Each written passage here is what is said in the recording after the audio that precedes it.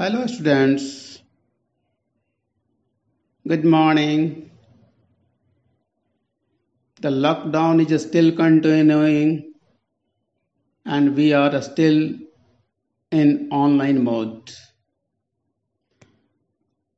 In continuation of this online system, today I am going to discuss William Shakespeare's sonnet number 1 from Fairest Creatures. William Shakespeare needs no introduction.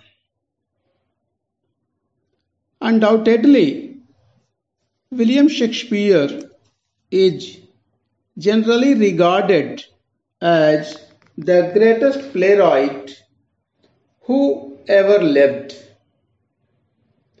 Though he is excellent in plays, his eulogy begins with a reference to his poems.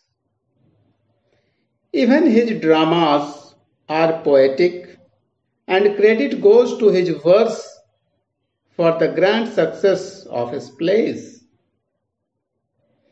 His narrative poems are equally significant. Shakespeare introduced a change in the form of sonnet. A sonnet is a poem of 14 lines. Earlier, Petrarch used to write sonnets consisting an octave and a sestet.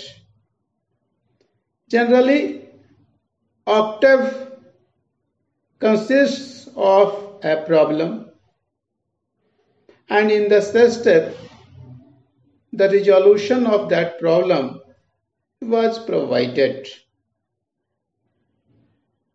It was also known as Italian or Petrarchan sonnet. Shakespeare changed the model of sonnet writing. Shakespearean or English sonnet consisted of 3 quatrains and a concluding couplet. William Shakespeare wrote 154 sonnets. The final 2 sonnets can be disregarded as separate from the rest of the sequence. Even the authorship of Shakespeare has been questioned. The sequence of Shakespeare's sonnets has been divided into 2 major groups. The first 126 sonnets are concerned with the poet's relationship with a young man, probably his patron and social superior, the Earl of Southampton. In this group, there are also references to a rival poet and to the poet's own mistress.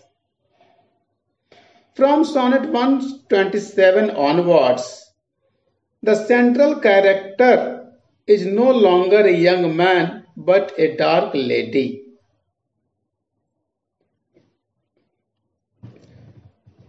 Now I come to the text of From Fairest Creatures, the first sonnet of Shakespeare.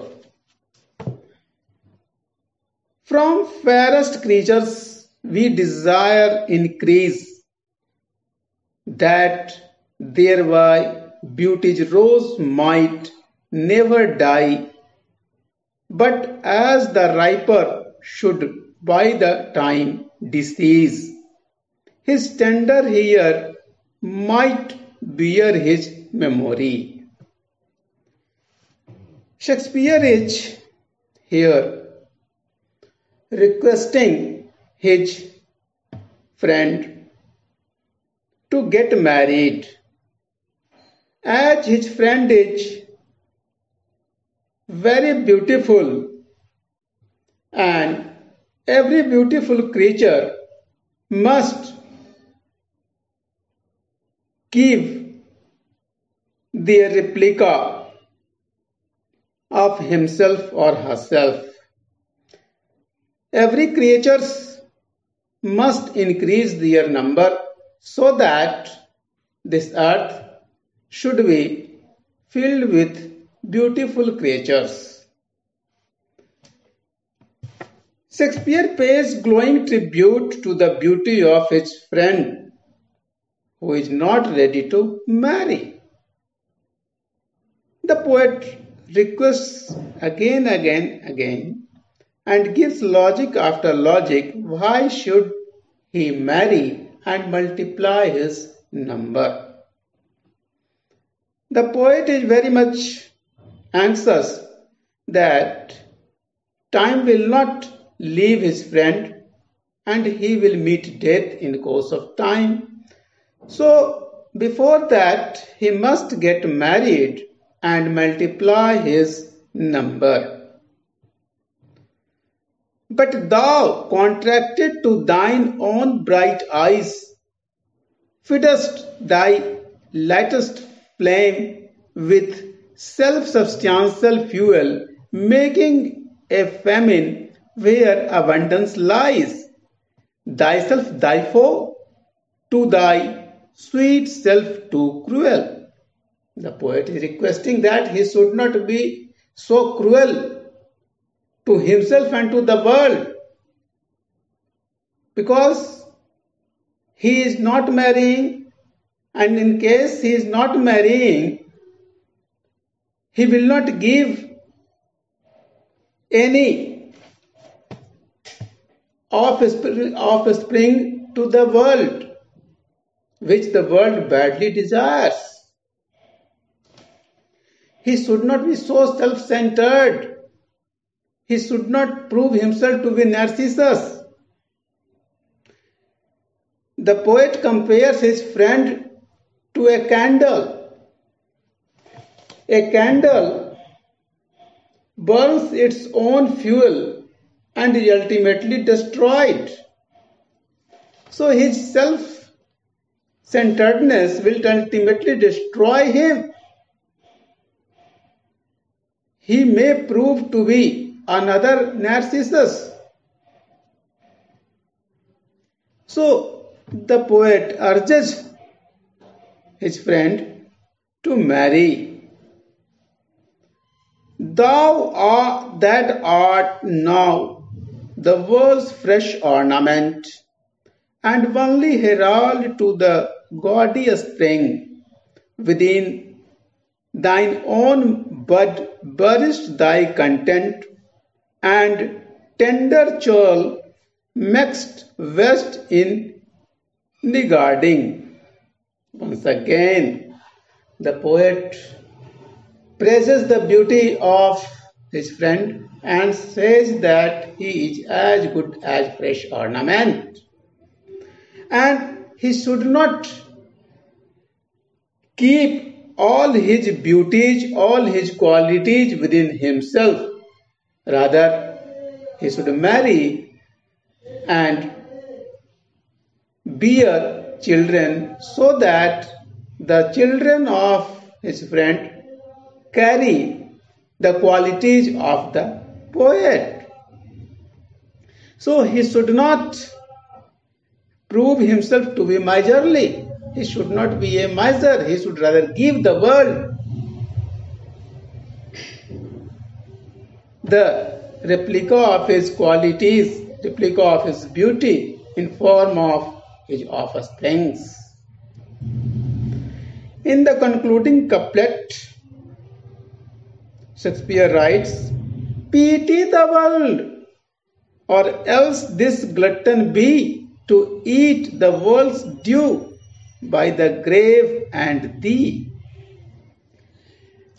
So the solution that the poet is trying to search is that the friend of the poet should show pity upon this world, and he should not prove himself to be a miser, because ultimately he will be devoured by death.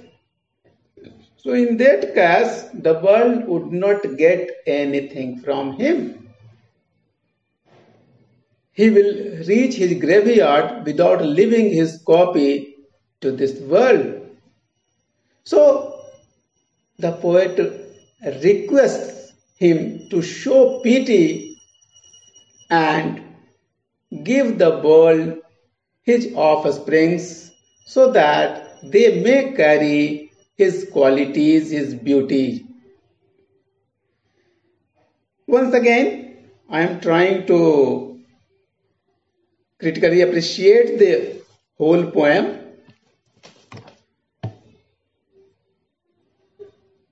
This poem describes the beauty of the poet's friend. Shakespeare pays glowing tribute to the beauty of his friend who is not ready to marry, and therefore he will not leave his copy of physical and mental beauty. It is expected that all beautiful creatures multiply their numbers. So the poet urges his friend to get married so that he may have children. It is in this way that his beauty can be perpetuated. The poet gives logic after logic why his friend should marry and multiply his number. Beauty is permanent and it must continue. His friend is compared to a rose, which is regarded as a symbol of youthful beauty.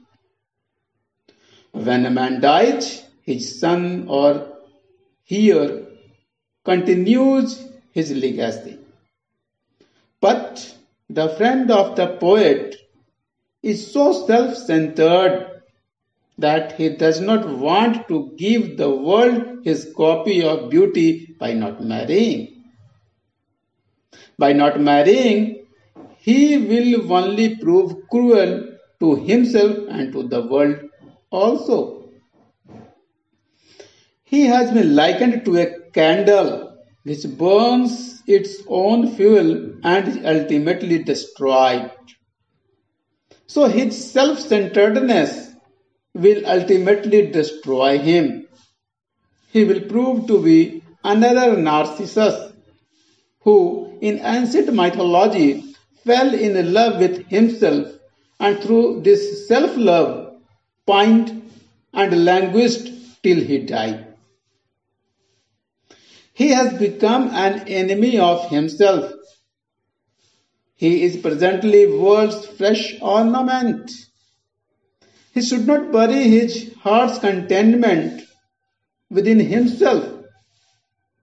He is acting like a miser by not giving his qualities to the world in form of his offsprings.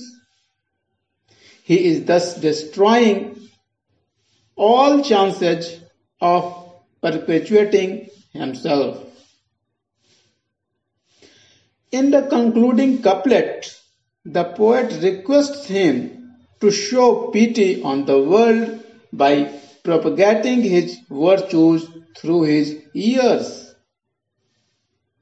If he does not marry, his gifts will be devoured or damaged twice, ultimately by his death and during his lifetime by himself alone.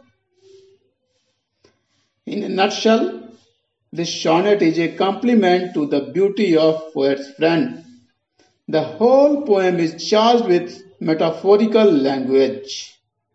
Thank you.